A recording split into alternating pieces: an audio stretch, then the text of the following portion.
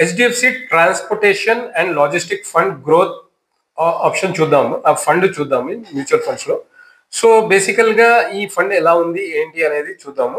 ఎందుకంటే why I'm discussing about this fund అంటే చాలా వరకు ఈక్విటీలో లాస్ట్ 1 year లో other than gold, silver, so ఈ ఒక ఫండ్ నాకు చాలా పర్ఫార్మెన్స్ అనేది బాగా ఉన్నట్టు కనిపించింది.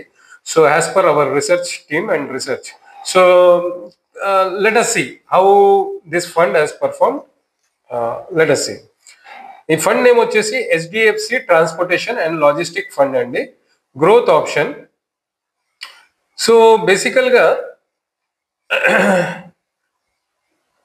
దీని ఫండ్ సైజ్ వచ్చేసి 1651 crores అండి. దీని ఎక్స్పెన్స్ రేషియో కూడా కొద్దిగా హైగా ఉంది, 2.13%.